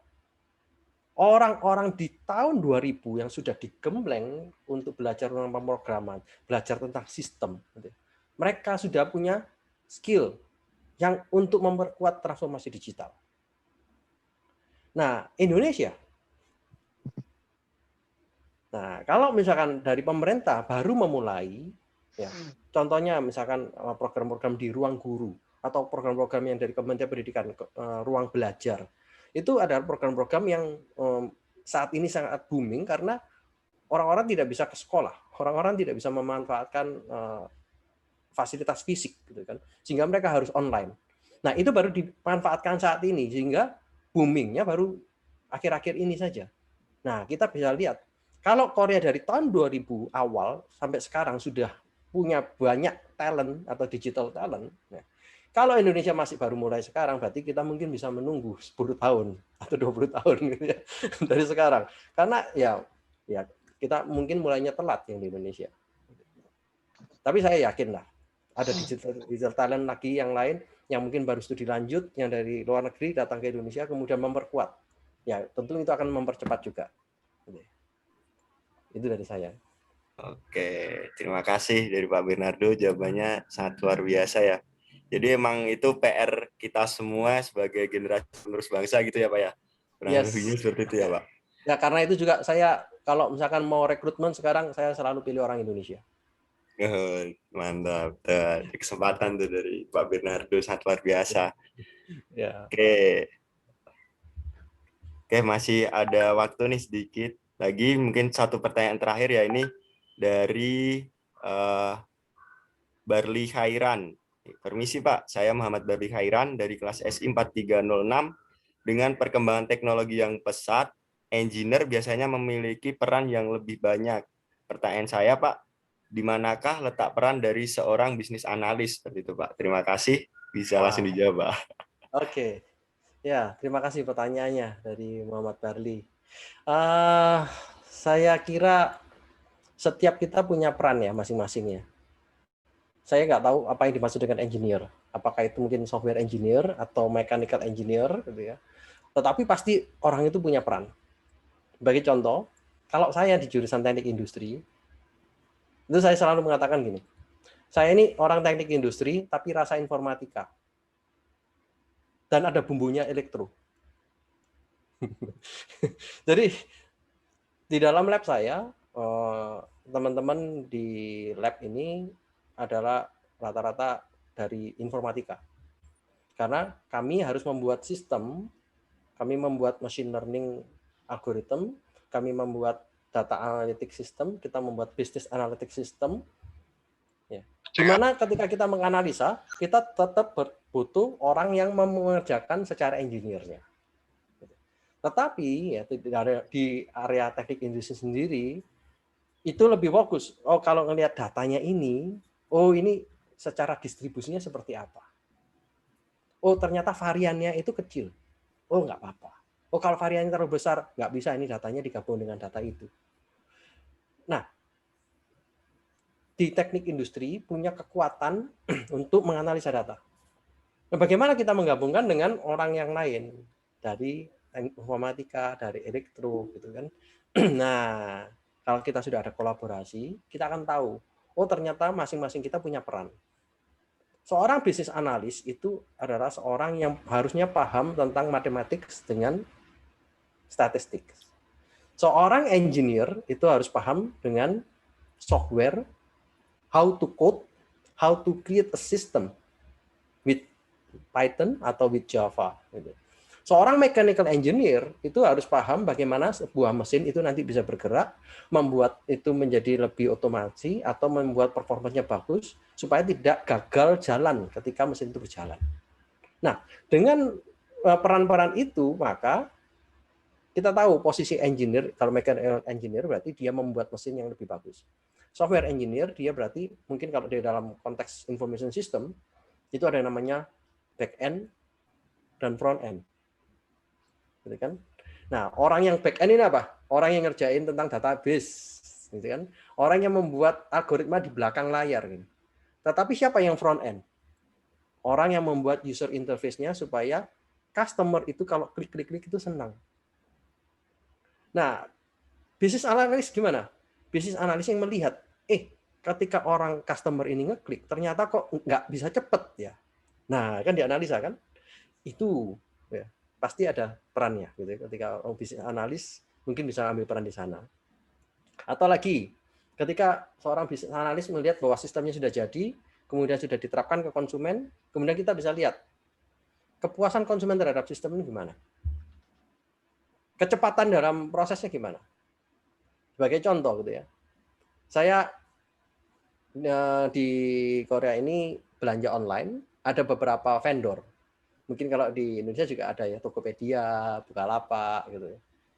Anda senang belanja online di mana? Nah, pasti ada preference masing-masing gitu. Apalagi tergantung diskonnya gitu kan. Iya betul Pak. Lihat diskonnya dulu Pak. Diskonnya yang mana yang besar itu yang dipakai gitu. Iya Pak. Nah, atau tergantung ini, kalau misalkan saya bisa beli nyicil, saya pilih yang itu kan. Nah, itu seorang bisnis analis perlu melihat potensi itu. Kalau misalkan ini boleh nggak nyebut nama gitu ya. Misalkan di Shopee ada ini gitu kan. Oh, di Tokopedia kayak gini. Berarti saya mending di sana gitu kan. Konsumen boleh milih kok. Gitu kan. Nah, bisnis analis harus jeli dong. Kalau saya seorang bisnis analis di Tokopedia, berarti saya harus melihat kompetitor saya seperti apa. Nah, apa yang harus saya lakukan supaya bisnis saya bisa berkembang? Di Korea, saya menggunakan 2 platform untuk belanja online. Yang satu, ketika saya membayar menggunakan kartu kredit, itu stepnya ada 3 step. Ya. Jadi kalau misalkan kita ngomong dalam konteks bisnis proses gitu ya, ada namanya activity. Gitu ya. Ada activity klik, kemudian ada activity input data, kemudian ada activity klik lagi. Ada 3 step.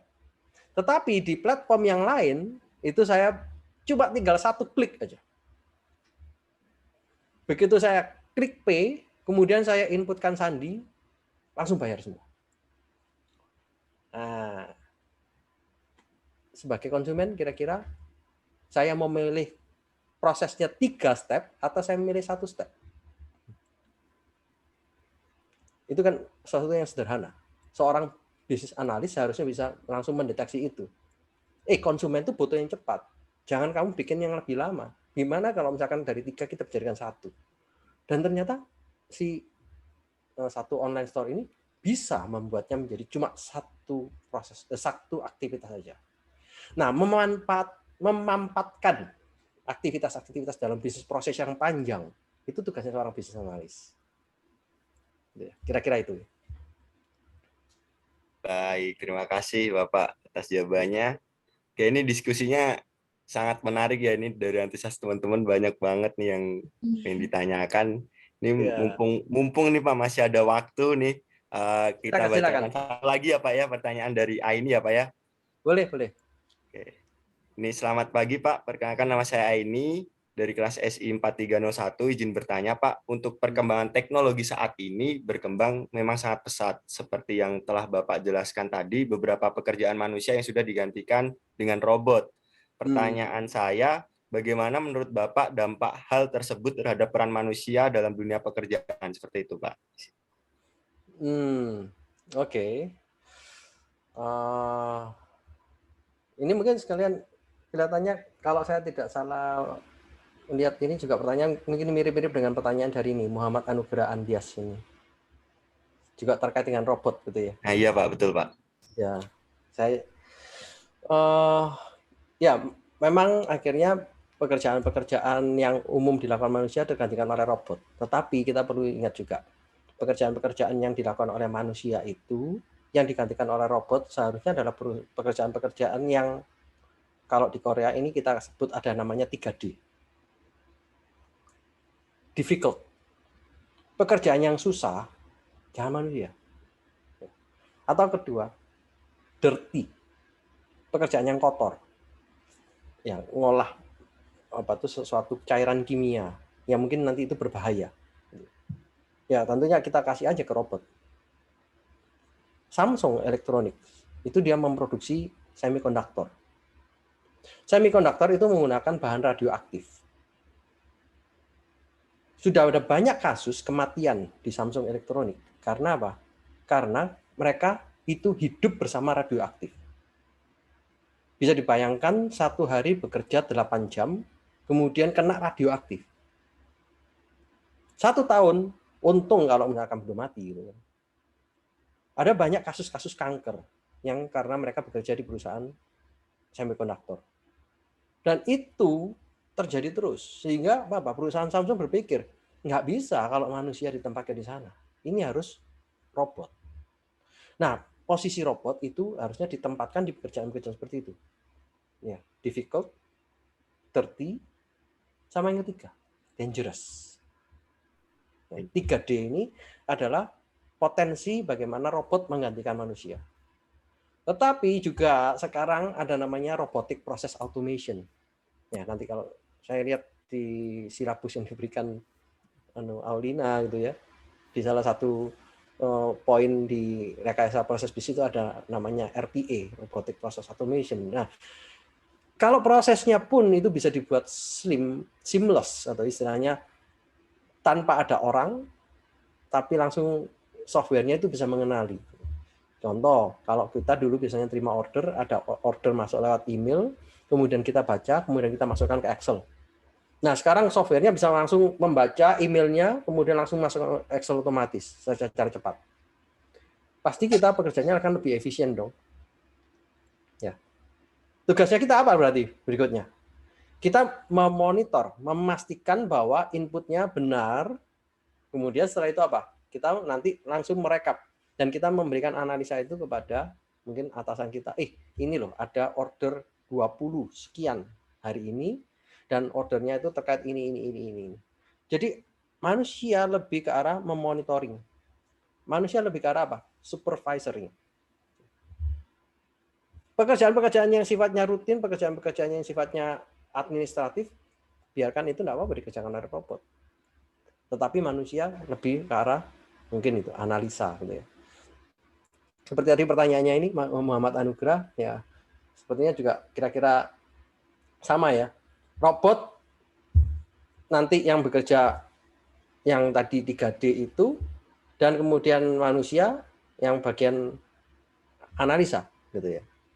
Nah, kalau misalkan kita menganalisa bisnis dan sebagainya, itu tentunya ya saya nggak tahu kalau di jurusan sistem informasi apakah belajar tentang machine learning, apakah belajar tentang data mining gitu. Nah, kalau misalkan ada mata kuliah terkait itu, saya kira itu bisa dipelajari juga gitu ya, untuk nanti ke depan kita punya skill yang lebih, bukan cuma sekedar kita memanfaatkan teknologi, tapi mungkin suatu hari kita juga bisa membuat teknologi itu. Nah, kemudian kalau misalkan ya ada banyak sosial media yang mengganggu, ya ini memang kembali lagi ya, sebuah pedang itu ada dua mata sisi gitu ya istilahnya ya. Ada sisi positif, ada sisi negatif gitu. Kita tidak bisa mengatakan bahwa semua hal yang kita buat itu adalah bisa jadi positif. Contoh, ada satu universitas di Korea membuat robot tentara. Jadi dia seorang profesor mengatakan bahwa robot ini nanti akan bisa maju di medan perang, kemudian akan bisa melawan musuh. Idenya bagus nggak? Oh bagus, supaya manusianya nggak mati gitu kan. Tetapi ternyata dari pihak WHO, dari pihak institusi dunia langsung mengatakan tidak boleh. Karena apa? Karena kita tidak tahu apakah robot ini nanti memang benar akan menembak musuh atau menembak masyarakat sipil. Bagaimana robotnya bisa membedakan? Kita belum tahu. Nah, sisi positifnya apa? Kalau perang, robotnya nggak mati-mati gitu kan. Tapi sisi negatifnya apa? Robotnya bisa menembak siapapun. Nah, ini yang kita perlu lihat, sisi negatif dari apa yang kita kerjakan. Jadi, ya saya kira itu tanggung jawab kita ketika kita ini menjadi seorang pencipta, menjadi seorang creator gitu ya. Ya sama seperti tadi yang dipertanyakan di awal gitu ya, content creator gitu kan. Nah, kita ada AI yang kemudian bisa meng-create sesuatu. Nah, AI-nya ini bagus. Tetapi ternyata kita yang membuat AI-nya ini yang mungkin kurang bagus. Nah, ini yang bisa jadi celaka. Karena itu ya kita siapkan, kita matangkan diri kita menjadi creator-creator yang punya etika. Creator-creator yang memang punya nilai positif. Supaya semua AI di dunia ini membawa kedamaian, bukan membawa kecelakaan. Itu dari saya. Ya, baik. Terima kasih Bapak atas jawabannya. Jadi memang tidak sepenuhnya robot itu menggantikan peran manusia gitu ya Pak. Ada bagiannya atau potensi sendiri yang bisa menggantikan peran manusia. Contohnya tadi 3D, difficult, dirty, sama dangerous gitu ya Pak. Namun manusia juga tetap ada bagian sendiri, salah satunya melakukan analisa seperti itu ya Pak ya. Yep. Nah, oke. Ya karena keterbatasan waktu ya Pak ya, waktunya sudah habis. Ini masih ada beberapa pertanyaan yang belum bisa terjawab langsung oleh Bapak. Mungkin nanti bisa ditanyakan di luar kegiatan ini gitu ya Pak ya. Oke, boleh. Nanti silakan email ke saya. Nah, bisa tuh. Udah dikasih kesempatan tuh buat siapa? Sinta ataupun Lukman ataupun teman-teman yang lain yang masih kepo pengen bertanya langsung pada Bapak, bisa langsung email Pak Bernardo ya. Ya, ini email saya. Silakan kalau memang masih ada hal yang mau ditanyakan, ya saya terbuka. Oke, baik. Nah, seperti janji panitia tadi di awal, dari beberapa pertanyaan yang sudah kami bacakan dan sudah dijawab langsung oleh Bapak Bernardo, mungkin berkenan Bapak memilih 2 pertanyaan yang paling berkesan nih buat Bapak. Ya, nantinya 2 pertanyaan tersebut akan kami apresiasi dengan memberi sedikit kenang-kenangan kepada peserta yang beruntung tersebut, Pak. Oke. Oke. Saya kira, wah ini bingung ini ya. Pertanyaannya cuma bagus semua gitu. Hadiahnya cuma ada 2. Iya, Pak. Ya.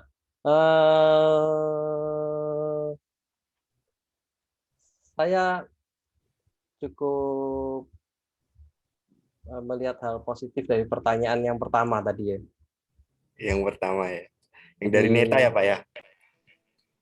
Oke, dari saudari Neta Aulia. Ini pertanyaannya mantap menurut saya. Kemudian yang kedua, saya langsung terkesan itu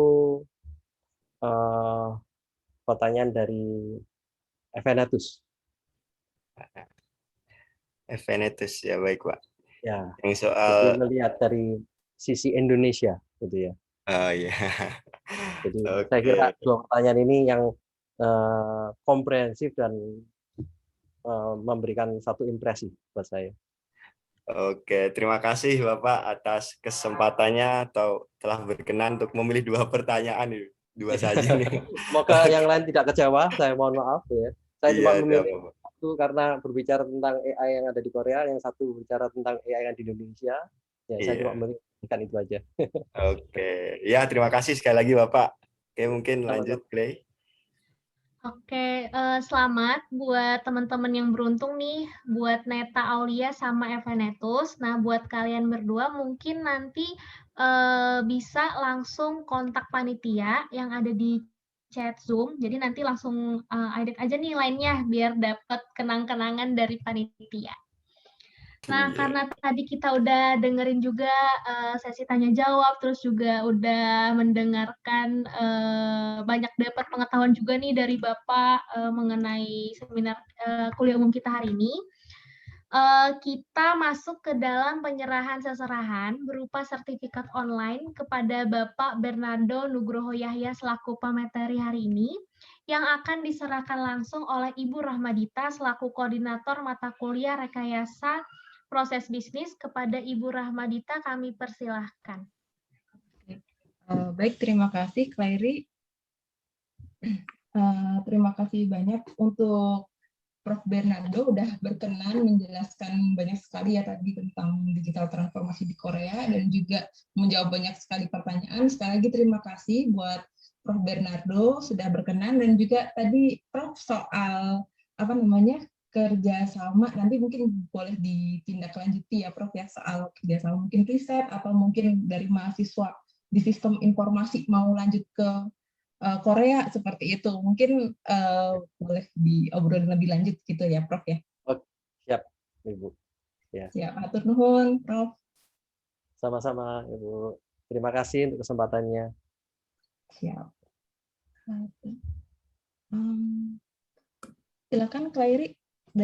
Baik, terima kasih Bu Dita sudah berkenan untuk memberikan sertifikat pada Bapak Bernardo selaku pemateri pada kegiatan pada pagi hari ini. Sekali lagi kami ucapkan terima kasih yang sebesar-besarnya kepada Bapak Bernardo Nugroho Yahya yang telah meluangkan waktunya untuk berbagi ilmunya kepada kami semua. Sama-sama. Nah, selanjutnya kita akan masuk ke dalam sesi dokumentasi. Jadi buat teman-teman yang belum on cam, yang terus juga mukanya belum ditampilin nih, muka-mukanya bisa dimunculin dulu. Dan juga sesi kali ini akan dipimpin langsung oleh panitia. Buat panitia dipersilahkan.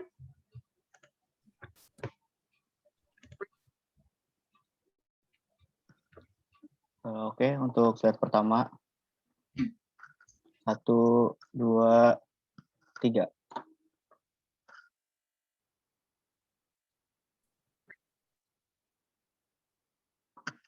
Untuk yang slide kedua. 1, 2, 3.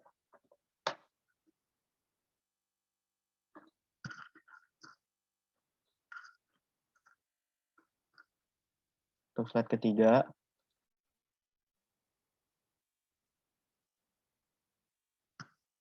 1, 2, 3.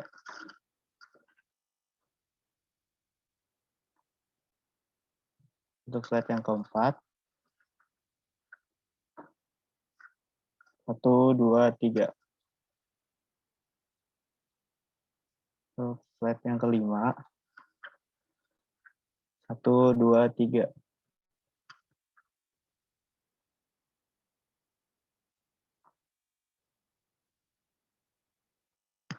Slide ke-6. 1, 2, 3.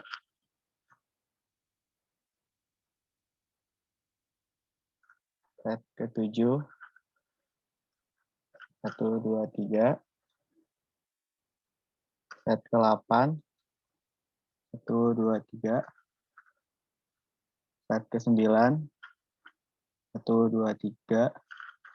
Set 10. 1, 2, 3.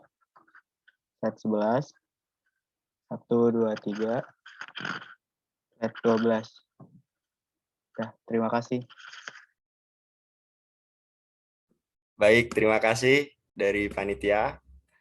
Dengan selesainya sesi dokumentasi, maka berakhirlah sudah rangkaian acara kuliah umum RPB kali ini. Sekali lagi kami ucapkan terima kasih kepada seluruh hadirin yang telah menyempatkan hadir pada acara kuliah umum pagi hari ini. Untuk peserta, jangan lupa mengisi link absen yang tersedia di kolom chat yang sudah dibagikan oleh panitia. Kami selaku panitia mohon maaf jika ada kesalahan kata ataupun perbuatan. Kami izin pamit. Selamat siang semua. Wassalamualaikum Assalamualaikum warahmatullahi wabarakatuh. wabarakatuh. Terima kasih teman-teman semua. Terima kasih Pak Bernardo, terima kasih Bu Dita. Terima kasih. Terima kasih Prof, terima kasih Tito, Clary dan semuanya. Ya, terima kasih untuk Tito, Clary. Terima kasih Bu Dita. Baik, Pak. Terima kasih banyak Pak, Bu. Ya, saya izin Div ya. Baik Bapak, terima kasih Nanti Bapak. mungkin dengan Bu Dita nanti kita bisa tindak lanjutin Pak. Kalau misalkan ada potensi kerjasama antara Telkom dengan HUF. Ya, siap. Mangga Prof, nanti bisa lewat Telegram. Ya, oke, siap. Oke, terima kasih banyak. Saya izin pamit dulu. Baik Bapak, terima kasih Bapak. Terima kasih. Terima kasih. Sama-sama Pak.